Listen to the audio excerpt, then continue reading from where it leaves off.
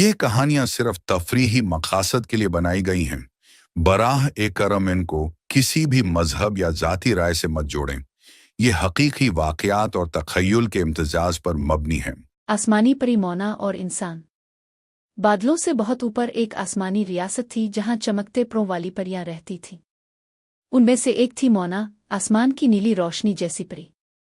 اس کے پروں سے رات کو ستاروں جیسی روشنی نکلتی تھی۔ مونا کو انسانوں کی دنیا دیکھنا بہت پسند تھا۔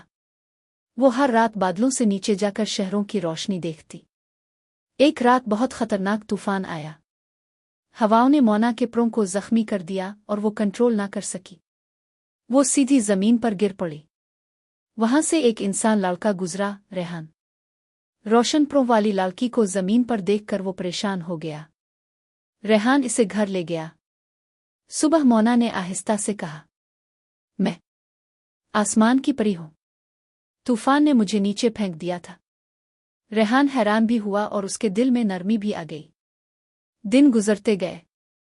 مونا کو زمین پسند آنے لگی اور ریحان مونا کے ہر انداز میں کھو جاتا۔ ایک رات ریحان نے پوچھا، مونا، کیا تم واپس جاؤ گی؟ مونا نے اس کا ہاتھ تھام کر کہا، میرا دل کہتا ہے میرا آسمان اب یہی ہے تمہارے پاس۔ آسمان کا محافظ سٹارم نائٹ مونا کو واپس لینے آیا۔ پری انسان کے ساتھ نہیں رہ سکتی، فوراً میرے ساتھ چلو۔ مونا نے ریحان کا ہاتھ مضبوطی سے پکڑ لیا۔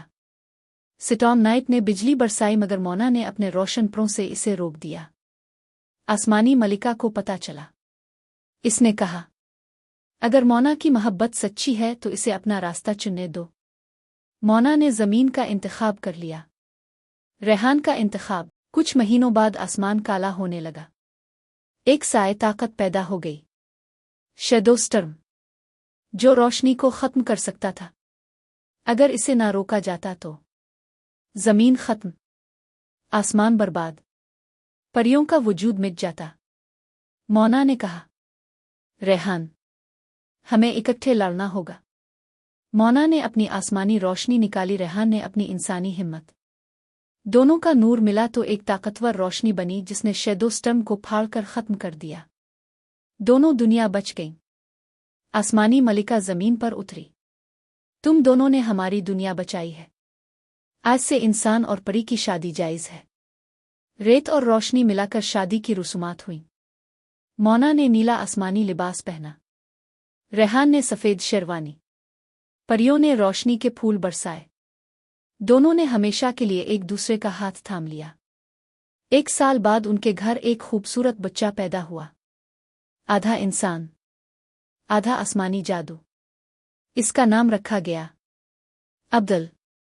بڑیے کے کندھوں پر نیلی روشنی چمکتی تھی اور وہ ہنستا تو کمرہ روشن ہو جاتا۔ آسمانی ریاست نے اسے نور کا شہزادہ کہا۔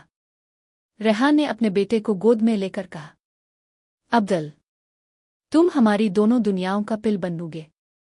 مونا نے محبت سے کہا، اور ہماری کہانی کو آگے بڑھاؤ گے۔